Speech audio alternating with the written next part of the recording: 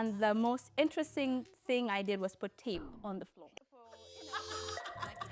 I don't necessarily think that we need a set that's 90% black or 100% black. I know for other immigrants, it's like sometimes the secret until you make it, or you just start it and then you hope that your parents support.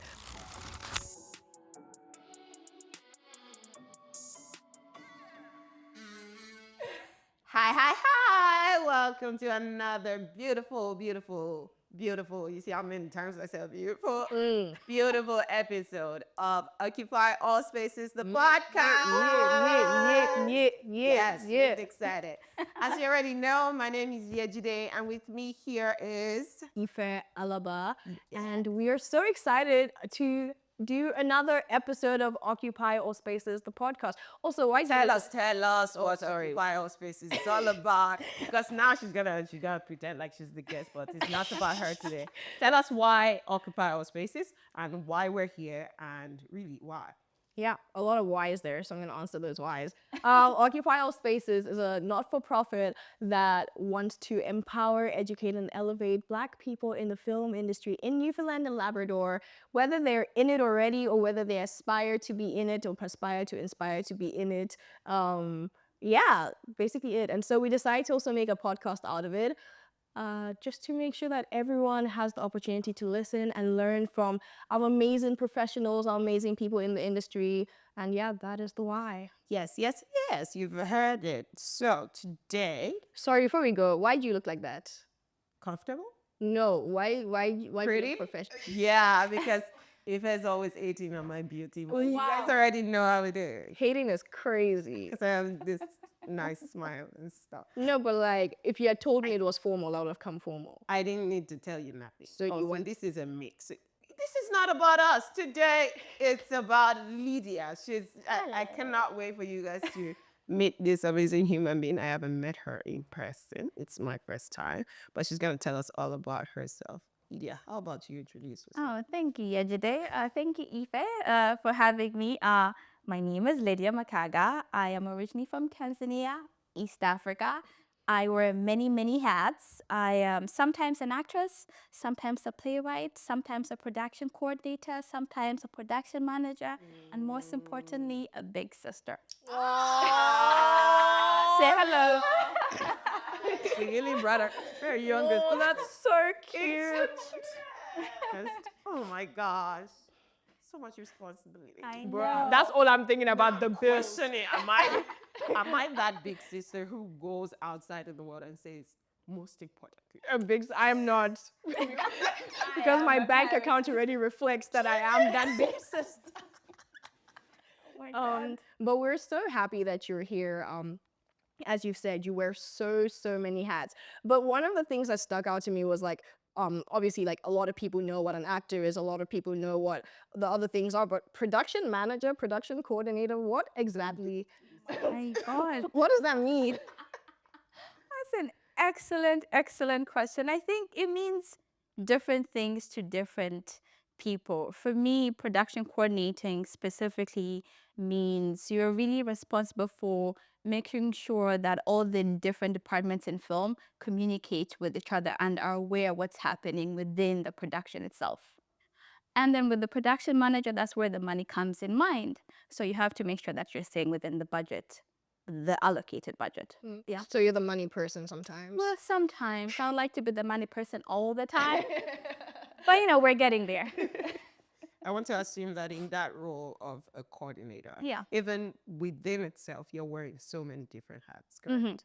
Okay. Yes. I would say, well, like over making sure, I think communication is key, because with film, you're in a tight budget and you're making this product, right? So you have to make sure that everyone is on the same page. Yeah. And that's where the coordinating comes in. You're really basically doing all of this at the same time. I was going to say, how does your neck feel? I do it via email, so I'm basically typing my life away. That's what I'm doing. Muscles and the... Yes. Which of these is your favorite? Yeah. Like, what's your what is it that when you do it, you're just in your natural element? And I want to assume that you just do every other thing in your natural element. But which one is the one where you say, love to do that again, even if you weren't paid? Yo, if you weren't paid is crazy though. If you weren't paid is That makes a very big difference. I think I'll say coordinating. It comes naturally. Again, I said initially with my introduction, I said a big sister. With being the oldest comes responsibility. So I think coordinating and management, there's a lot of responsibilities Tell me there. about it. So that's where it just comes naturally because I've been doing this my whole life. Yeah, and now I get paid to do it. you were born an employee. Apparently. So you were talking about like your hats and stuff. So if you were to do one thing for the rest of your life and you weren't being paid, it would be production coordinator or management. Thinking deeply about the not being paid aspect of it. Whew. I think what Yejide's question was what comes naturally to me, production coordinating and management. What I can see myself doing if not getting paid, playwriting. Yeah. That's like vastly. Yeah, because with playwriting specifically, I'm by myself. I'm just writing my life away. But with production coordinating and management without the pay, it's just a lot of hours and you're dealing with people. Yeah. And that takes a different type of mental stamina. Yeah, so I would like to get paid for it. What kind of stories comes naturally to you? Autobiography, drama, romance? In terms of as a playwright? Yeah. Or What kind of stories would you normally do? I write what resonates with me and what comes easy and what feels safe and home. So the play that I'm currently working on is called The Perfect Daughters. And it's a play at the core of it, it explores gender inequality because I'm a sociologist, of course. So we're trained to look at this, macro problems in society, but I'm looking at gender inequality and the socialization of gender norms through the lens of these three sisters. Yeah. Yeah. Sounds interesting. Have you written any other stories apart from? I've written poems here and there, but I haven't really shared them with the public, but just like to keep it close to home. So you talked about mental stamina. Yeah.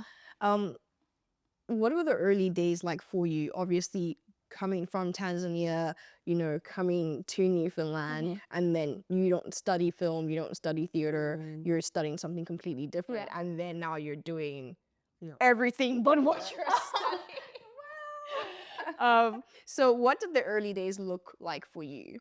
In film or just in general? Just in film, like before, did you even want to go into film? Oof. My intro to film, I was unemployed at the time, and there was a call for, it was a mentorship program through Real World Screen and Pope Productions. So it was advertised through MUN and everywhere else. So we applied and I got in. And the training was the first day with Rachel Dill, and we're doing the intro to being a set PA or just a PA in general. Rachel Dill is amazing. And then after that, we had to pick 2 different departments to shadow. Ask me why I picked camera. I don't know. It seemed fun. I thought I was going to hold the camera. That's not what happened. That was very far from it. I picked camera, and I also picked the production office. So my first day on a film set, I shadowed the camera department, sound, and grips. And the most interesting thing I did was put tape on the floor for, a couple hours. But it was fun. It was just... It was great taping. Oh my God, expensive tape too. The camera tape is expensive. But it was very fun just to be in the room. And then the other side, I went to the production office, and it felt home. It felt like, it felt easy and came naturally. So then the production office called me to come back with them for another week and see maybe if I'll be a good fit. And that was my introduction to film. So I've been with the camera, not camera. Oh, maybe I'm supposed to be with camera. With the production office or team ever since then. So to answer the question, what was the question? I'm gonna change the question a little bit And just like, obviously, film is such a gig economy, and even being a creative in Newfoundland is such a gig economy. How do you stay relevant, you know, because you've gone from one set to another set, and this is basically like your job now, right? Apparently, it's my job. Honestly, I didn't see it being my job. It just happened. I guess it worked out well, but in terms of staying relevant, you just network and you connect with people. So at the beginning, I would go to all the social gatherings like the unions were doing or the productions was doing, just so people because I was the new one in, so people would know who I am. So if you want to get in, just go to places and say, hi, this is me, this is what I do. You know, I'm interested in this, and you never know. Yeah, so that's how I've been able to move from one production to another, just by people knowing who I am. But for me, also telling them I'm interested in this area and this area. Yeah. So even in saying that, there's resources that you would have leveraged even in the past or currently, that you would have leveraged that you didn't get the opportunity to, or that you've seen now and you would advise that people start to leverage, especially as emerging artists in Newfoundland and Labrador. Well, in terms of film specifically, I know like I'm with NLDGC, so the union does workshops. What is it? It's the Newfoundland and Labrador Directors Guild of Canada. Very good, thank you. Because I don't want to assume that everybody knows it. And they do workshops, and those are usually free. And Tim Ford, who's the business agent there, is very, very friendly. You can look them up and call them, say, hi, I'm interested in doing this. So, you know, they can direct you, but the workshops are usually free. And that's how like Rachel's workshop was free. So there's always things that I'm keeping an eye out, like learning more, and also networking with other industry people that are not basically from Newfoundland, like how, you know, and asking them, how would you approach production coordinating or production management? You know, what do you do differently from what I've been doing? Okay. Yeah. Sweet. Let's switch from your hat as a coordinator. Let's go into, I would like to go into you as an actor. How does that feel? Very new and very surreal, honestly, because I made my acting debut 2-3 weeks ago. In Newfoundland? Yes, Because Newfoundland. you replaced me? I didn't. I don't know I was reading or seeing you that. But That's a conversation to have with the Todos Productions. I've said, not my business, I got paid. Said not my So I'm business, gonna not go my just money. too much out. But yeah, please tell us about that. yes, it Your was. experience. It was lovely. So I made the acting debut in Newfoundland, and it was great. I was surrounded by, of course, you know, the sort. The cast is amazing, and the team is amazing, and Of course, you're used to Todos and Todos is amazing. It came out. Take that out. No, please don't. Keep it. Don't, please. No, but it was intimidating going into a project that has already been done before, and the team is kind of solidified. But everyone was very warm and welcoming. It was fun. So yeah. Sweet. Would you act again if the opportunity is given? Yes, Nina and I are in another play that's happening in December called Aya and the Masquerades, done by Nondu too. Karen Monet, produced by White Rooster, directed by Santiago. So the opportunity came and I took it, and it's fun. It's very different being like putting my production manager hat away and taking on the form of an actress. But yeah, and I've also recently through Park, which is the Playwright's Atlantic resource, I got the opportunity to be an actor, which are plays in development. Yeah, so it's been interesting and fun. Lovely, lovely, lovely. So you talked. So now that you've replaced her, I wouldn't say replaced. so when you talk to your parents about all of this, like, how did you tell them that? Like for me, they already knew I was a lost cause. So like, when I was like, I'm doing this, my mom was like, yeah, whatever, cool. But like, I know for other immigrants, it's like sometimes a secret until you make it, or you know, you just started and then you hope that your parents support. What is that experience for you, seeing as they sent you to university to come and study, and now you're saying, oh, I'm on a film set? Well, I did both. I did do my undergrad in sociology and psychology, and I'm still pursuing my master's in in sociology. So I think it's more about finding the right balance and things that work for you. Yeah. And both of them work. And as I said earlier, sociology informs my playwriting. And it pays, film pays. So I don't think they mind. Yeah. And, it's long hours, but it pays really, really well. 300 a day is not bad. I'm not complaining. 300 is not bad. No, it's not. Yeah. So do your parents kind of have an idea of what you do, and like the days that you do?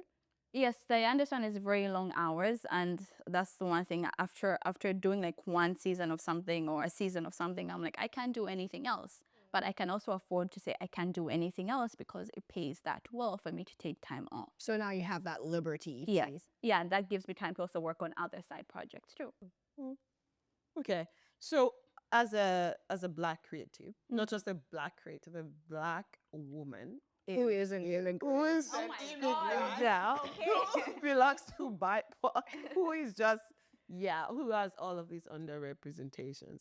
How have you broken the barriers? How have you made sure that your voice is heard? How have you made sure that your story, the story you're telling with the playwrights, how have you made sure that they're heard? They're going to be heard. How have you made sure that doors keep opening? Yeah. that's a very Deep is the word. You said it, but it's a very good question too. I think when I started in film, I was lucky that I wasn't. Lucky is interesting choice of word. I was You happy. criticize your own Yes. I was happy that I wasn't the only person of color. When I started off, there was another person in the production office, and we became friends. And they had more experience in film too, so that friendship grew, and I relied on them for advice and things like that. So I'm happy that at the beginning I didn't have to do it alone. Right. There was somebody there, with more experience, and they took me under their wing. And I'm also very happy that all my interactions, all the productions that I've worked with have been with great people. And that's not always the case. Yeah. Yeah. I know that one of the things that holds a lot of us. Okay. Sorry. I've got to see the tea. She's having PTSD. having feelings. Do you want to talk about who you're talking about? So good. What's the other part of the question? I know that one of the barriers that kind of just keeps Black creatives just in their own box, in their own bubble, is not being sure of how to go about it, I know that myself and Ife and Brian talk about this a lot, how to just break in, how to say, this is what I got. We had a guest on one of the episodes and she was talking about how Ife's confidence, not because she's sitting here, because left to me, I'll not talk about it, but how Ife's confidence was able to get her in through that door. And I want to believe it's the same story for you. You didn't have to hold back. You went in and went forward. Are there any tips and tricks that you can, or any experiences even, or advice that you can give to any emerging artist now for them to just do, for them to not keep their stories eating? Imagine if you as a playwright, you've kept all of your scripts and you're like, yo, I don't want to do none of that. Not yet. Okay. So when you give the advice, you give to yourself. Just remember, do you need a mirror to talk to? Yeah. I would say it's very important to advocate for yourself first. I guess, as you said, Eva was very bold and confident and saying, this is what I want to do and stuff like that. And I did the same thing. When, with the productions I worked for, I told people that I'm interested in A, B, C, and D. If there are other opportunities, let me know. But besides advocating for yourself, because if you don't tell people what you're interested in, or if you're looking for a job, then if a job or opportunity presents themselves, they don't know that you want it. For instance, the artistic mentorship program, Santiago knew of my interest, so he connected me with the artistic director, and I applied for a slot in their mentorship program, and that's how I got in. But he knew because I told him, or he was aware of my interest. So you have to really advocate for yourself. No, Santi is really good with and I say something like we live next door to each other. But it also gave me a couple of opportunities, and is just an amazing person to have as a mentor. Yeah. So now you just mentioned that you got into the 2024 artist mentorship program. Yes, yes. Okay. How did you discover? Is it from Yes, just so I was networking? not aware that such thing, Black Theater Workshop, existed until I was aware of it, and that was through Santiago. Yeah. So how would you take this opportunity in future, like this mentorship opportunity? How would you use it in future? And would you be able to find a way to like bring upcoming or emerging artists in? I think one way is just to let more people aware that the artistic mentorship program exists under Black Theater Workshop. Wow. Go apply for it. It's amazing. No, that was nice. You like that. So people are aware, and again, it's a paid mentorship. It's great, and we're learning all of these skills that are useful. And the thing that I am doing is learning how to self-produce and just learn and network and connect with especially artists that are not just from St. John's across the country. So that's what we're doing. So where do we find this one that you just advertised? Oh, well, Where do if you just generally Google Black Theater Workshop Montreal, they will come up. That's it. You probably see my beautiful face. But it's there, and the application process is a little bit intensive, but everyone can do it. You don't need to have experience. No, anyone can apply, and you can be a writer, an actor, a director. The program takes any sort of creative, and specifically Black creatives and BIPOC individuals. So you've talked about mentorship. How has that been crucial to where you are now? And also just adding that you said, even though the process might be intensive, you don't need to have experience. Sometimes, a lot of times, people feel like they have no experience, or they're taking too much time to get a mentor. Why is that so important to make sure that you move from where you are now to the next level? Excellent. Excellent. I really try. Actually, I came back. I don't try at all. It comes naturally. Wow, the modesty out the window. I would say is you can only get so far as by yourself. So with a mentorship with somebody who's really looking out for you and looking out for these opportunities on your behalf is great. But also sometimes mentorship doesn't come in form of people who are higher up there. Lydia Makaga is my mentor. My mentor, because we also have different skill sets as individuals. She knows this information that I would never know, and she has her own connections and networks. So you leverage through the people that you know first, and you never know. In this day and age, it's who you know. Yeah. Facts. I think my question, because you said, like, for example, your sister is also your mentor. Yeah. Do you feel like the Black community is very collaborative in St. John's? That because No. You even shade. No. It's giving. I'm thirsty. I would say so. The Black community in St. John's, we're a small community, but I think we're very collaborative in our own sense. Is there room for us to do better and more for each other? Of course. But we support each other. Example, I'm here. Thanks. There are people behind camera who are here.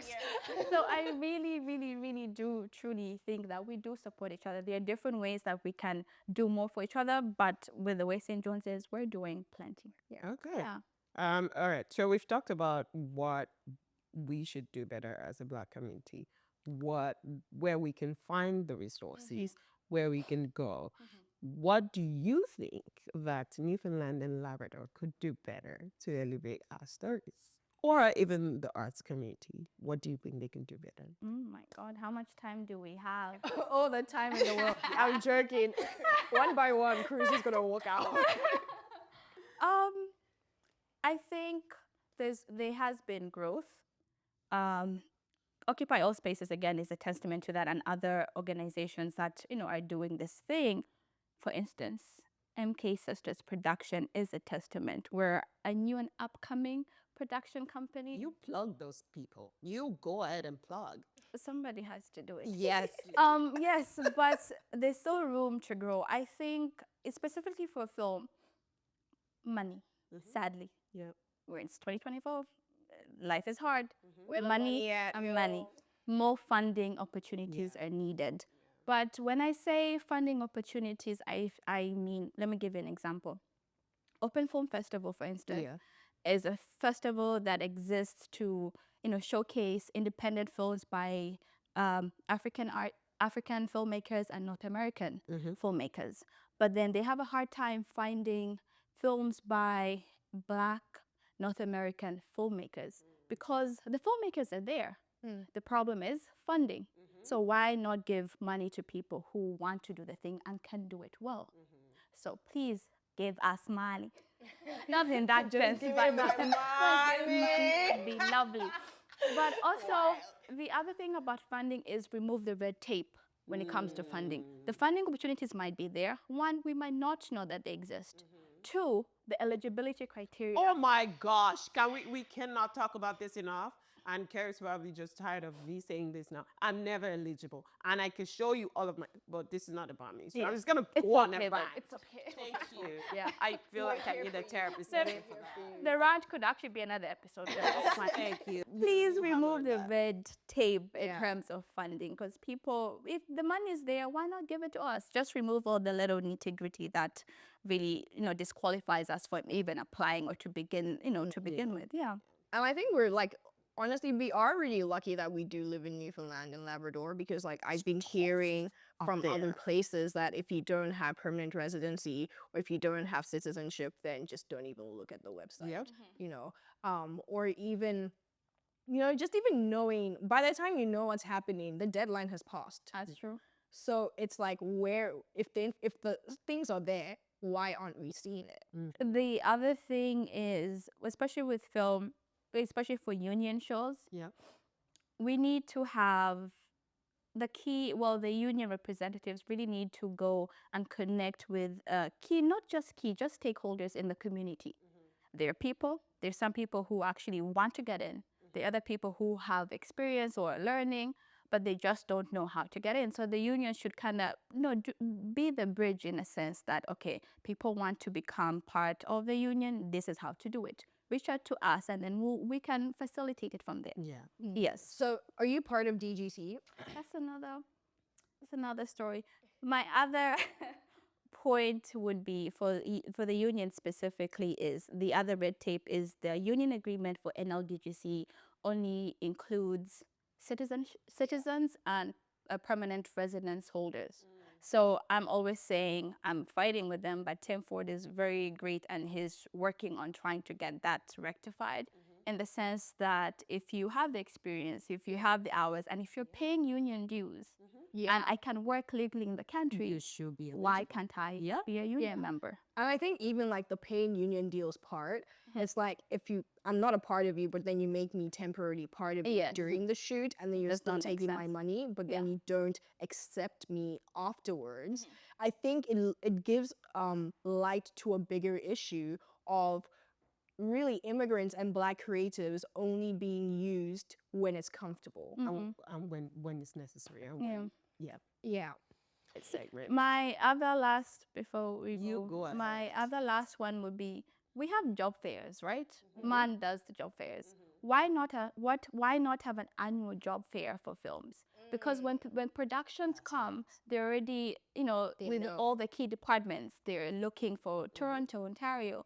Why not have a job fair with the local? It doesn't matter if you're Black or not. Just give the people in Newfoundland, in St. John's, a chance before you can fill, before you start applying or filling those roles outside of St. John's. Good. And to even add to that, it's just like that mentality of like films already knowing who they want in the role, instead of just opening it up and saying like, oh, maybe there are people who are good at this, can they fill in? Because I find it so mind-boggling how you want inclusivity, you want diversity, but you're not making space for it. If you already know that on this film, this person has filled the role, and so sorry, we don't have space. I find it very hypocritical. So I think what you're saying about job fairs and unions being the bridge between everyone, even just like, I feel like if I wasn't a part of the film industry, I would never know that films are made here. You know, so just that's really like great. You should charge for that. Not us, the people that you're advising, because we can't put you in our budget. Let's go to the next segment. Yeah, what's the next? Very good question, you know. It's called Being Black on Set. So we're gonna read out some experiences, and we're just gonna see what our natural reactions, and if it was you, what would you do? Oh God. Yeah. Okay. Being black on set. First one from the Queen Charlotte set. It's extraordinary on one hand and heavy on the other hand. I remember my initial chats with hair and makeup being really, really shocked. Actually, they wanted to tease my own hair out and have that as a kind of front line of the wig. I'm sorry, what now? This is Queen Charlotte, Yeah. The one on Netflix. the one with Shonda Rhimes. Yeah. A black woman. Guys, don't call her out like that. I'm just making This is sure. just that season the one, please. tease out. Yeah, so the wig will be like here, and then the natural hair is here. But it's not straightened, it's teased out. If that was you, what's up? Said it couldn't be me. I think what's sad about it is Shonda Rhimes and Queen Charlotte. That's that's the sad part of it. I didn't think that would happen on that set. Yeah. I'm not surprised. To be fair, because other things she's done, like How to Get Away with Murder, was actually getting away with murder. What they did to Viola Davis, I will never forgive her. I will never forgive her. The wig and the makeup. I said ashes to ashes, dust to dust, man. This one is from Boy Meets World set that was on Disney Channel. Okay. So this was from a black actor. She was called Aunt Jemima. Okay. Like as part of the script or No. She was called Aunt Jemima on set during hair and makeup and called a bitter bitch when she was quietly waiting for her scene to finish rehearsing, and was told that it was nice for you to join us like a stranger after 60 episodes. 60. Whew. I need my tea again. I'm sorry. Okay. Are you okay? Are you recovering? Oh wow. You wanna go? I have no words. Oh no, I'm good. No words. They're putting Yejide in jail. Because by the time I process it, somebody's already punched in the face and they're like, cut, we don't want that. So like, yeah, it could not be me. Honestly, I just feel like I'm just that type of person. I would just keep quiet and then rant about it at home. Aunt Jemima. The thing about it I'm is, joking. like, No, I'm not. I'm sorry. I can't. I would have walked out. I'm not surprised. Like with Shonda Rhimes, I was really hoping for better, but With Disney Channel, you're like, yeah. with more money, I thought they would do better, but I guess not. Also, it's like you can't really control Well, you can control the characters you have around, though. But, you know. Yeah. This one's from High School Musical, guys. I'm sorry. I know I'm like really ruining Yes. your loves and childhood, but am I really sorry? No. High School Musical star Monique Coleman told Insider in January 2021 that her character wore headbands because her on-set stylist did not know how to do black hair properly. I thought it was I can part of- understand that. I thought it was part of the fashion for High School Musical. I thought it was because like it was about basketball, so they were all wearing headbands because I didn't know it because the edges went down. Personally, I feel like that's sort of respecting your hair though and not wanting to ruin it. No, but they are the ones who chose The the headbands for her. It wasn't a fashion choice for herself. But then what would they have done though if they don't know how to do afro hair and they don't know how to touch it and they don't know? This and they is just don't wanna- Disney Channel. They could have paid Yes. and hired a black. You're telling me Disney to doesn't do have it. Nobody thought about it. You can't blame them. Nobody thought about it on set to hire a black hairstylist to figure it out. It was impromptu. I'm just here, just extending grace. Okay. To Disney Channel is But crazy. he's just not happy. No, if I'm not faced by it, I'm not.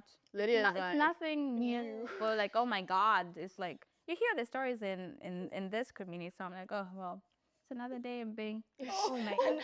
another day, another dollar. You're in St. John's too. That's so true. Like you hear stories in St. John's as well. And it's just so interesting how things extend from like Hollywood. They also play a part here. But this next one and the last one will actually shock you. I want to see this reaction. Okay. So we'll see. There's nothing you've said that can shock me. Okay. So this one is from, I don't remember her name, so welp. Okay. When he pressed my okay. When he went to press my hair, he put a metal comb underneath the comb and the comb slipped out. This is from Megan Good. Yeah. Megan Good. The pressing comb burned my forehead and now I have a 5 to 6 inch mark on my face. Forever? Is it still there as we speak? On what set? I don't know the set.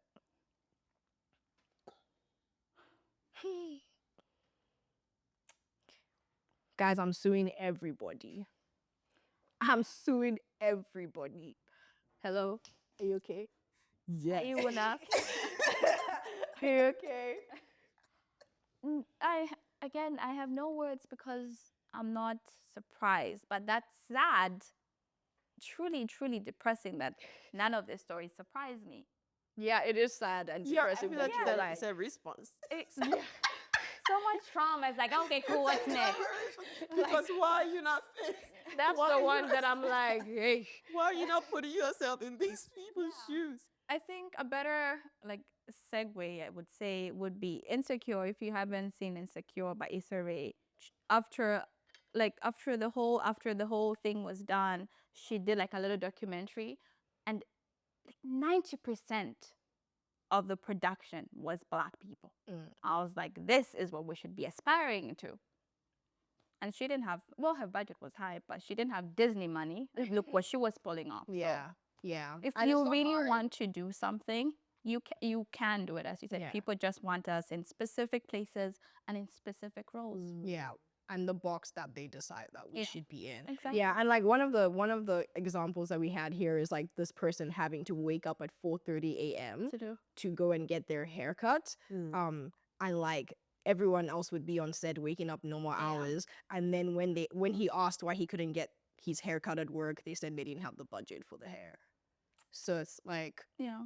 you know, even sometimes spending your own money to like Yeah. make sure that you look okay or make sure that you have the experiences you need on set. I feel like it's That's that. sad. Yeah. Yeah. I know that one of the recurring themes of just arts and entertainment, film industry in general, is the hair and makeup for Black creatives. I know that one of my first sets here in St. John's, like this was like 2018. They asked me to bring my own they asked me if I wanted to do makeup, and I'm like, well, I don't know what the role's about. Sure, if you, and then they were like, yeah, could you bring some of those? And I thought, Some of those. some of those, and I'm like, sure, do you need me to apply it on myself, or do you have somebody? And they're like, oh, we actually don't know how to do that, so if you could just apply, which was okay with me until I got to set and I saw them paying so much attention to the other actors, and I'm like, I could be I could be paid that much attention considering we're getting the same pay.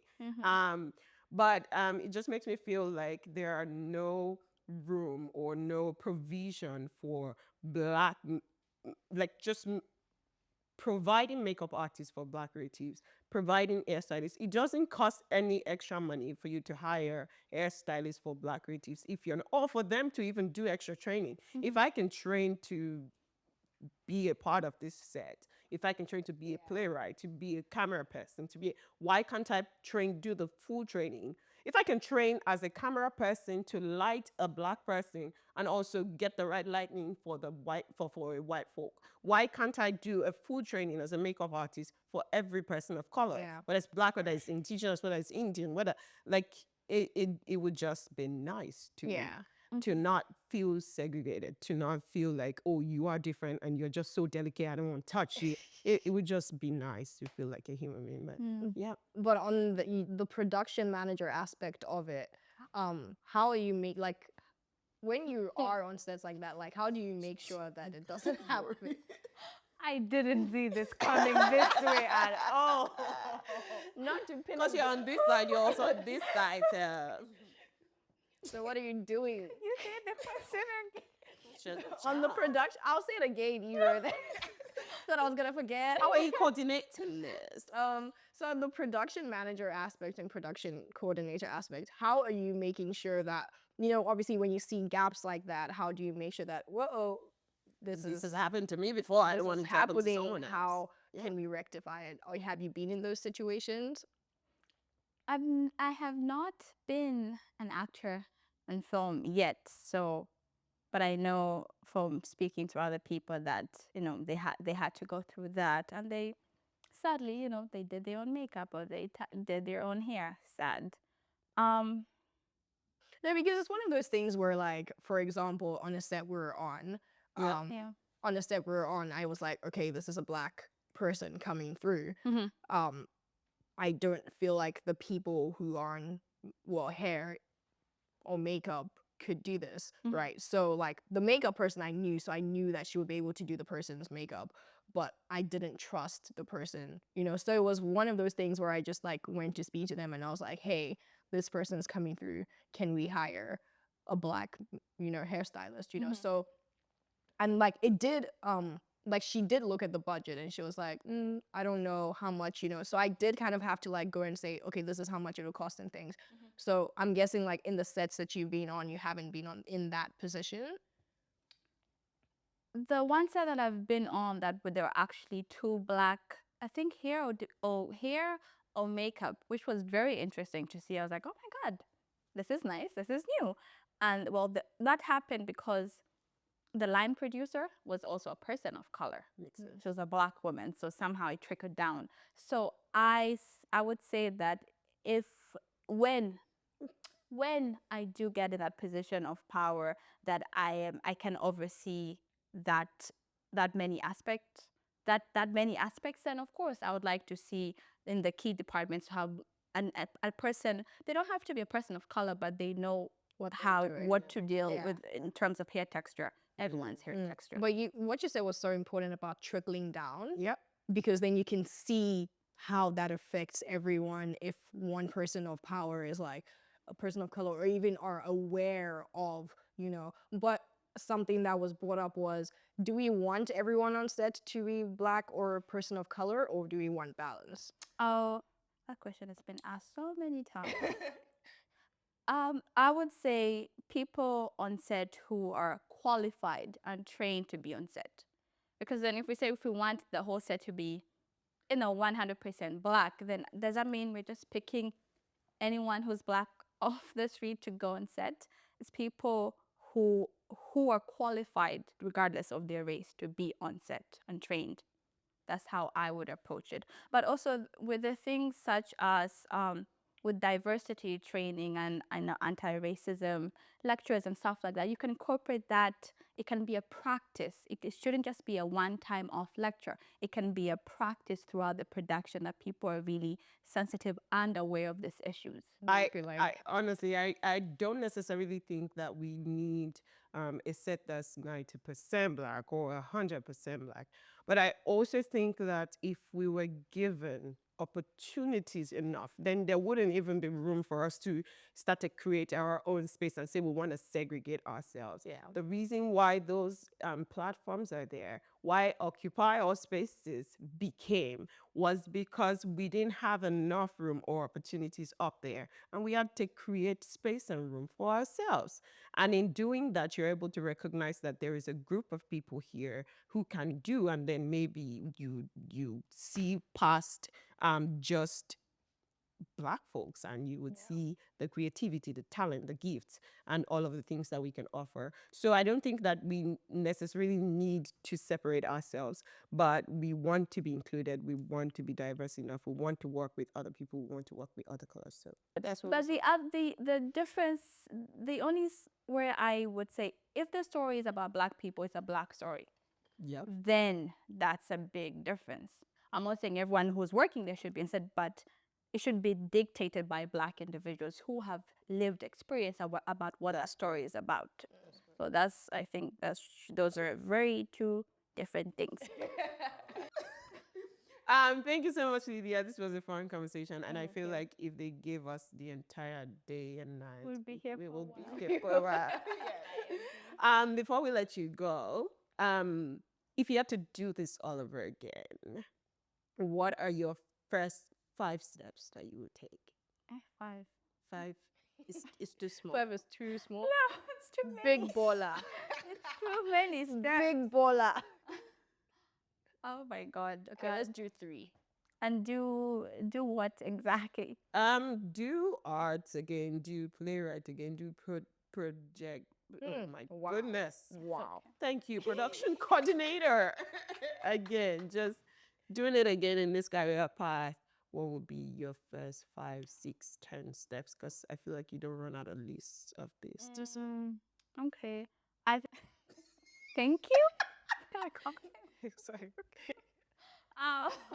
I would one would be to definitely ask and be aware of what the hours will look like. Yeah. Yeah. Film, it's not a 9 to 5. It's a 10, 11, 12, 13, 14.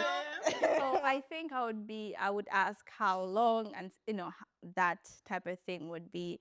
The second thing would be in terms of job responsibilities, because especially when you're new into it, I feel people want you to do, go here, do this, do that, but you should ask and be very clear. Mm-hmm.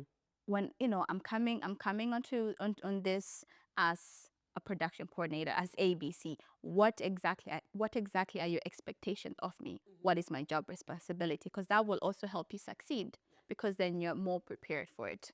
I would say pay, ask, and negotiate your pay. Because you can negotiate your pay even when you're just entering, just ask. Yes, sister. And the other thing I would say is also connect with the union, and just learn about your rights and everything like that, just so basically they're aware. I'm like, hello, I'm looking to get into the union. What steps do I, if you want to get into the union, of course it helps to get into the union and stuff like that, because especially if you're having problems with the production, they're there to represent you, but they need to know that you're there. So that would go about that way. Pay, negotiate your pay, know your job responsibilities, know how long it's going to be. Yes. And also ask who else is in the team, the production team too. And after you learn that, ask about them. Say, hi, have you worked with Ife? How did that go? And so it's better, because you're going to be spending 10, 12 hours with these people. Yeah. So it's better to know what you're, what you're getting yourself into. Yeah. Yeah. That was amazing advice. I learned a lot from that. Always giving you. Yeah, so that's All right. We're gonna give a very big shout out to Celebrate NL for sponsoring us and for giving us the opportunity to celebrate diversity and inclusion here in St. John's, Newfoundland, and Labrador. Do you have any closing notes? Shout out to the person who was the executive producer of this episode, Oyedolapo. Dolops. He's been like staring at us behind the camera to wrap it up. So we're gonna wrap it up. We're so excited that you are here. Thank you for occupying the space. Oh, thank you for having me. And yeah, catch us next episode. Don't forget to, I don't know, is it like, subscribe, rescribe? Don't forget to like, subscribe, Subscribe. get to know us, Share, subscribe, comment, Do everything. do everything, whatever Follow. it is. Follow, snap. Nope. Okay. You can tell with the laser. Yeah. Okay. Bye. All right.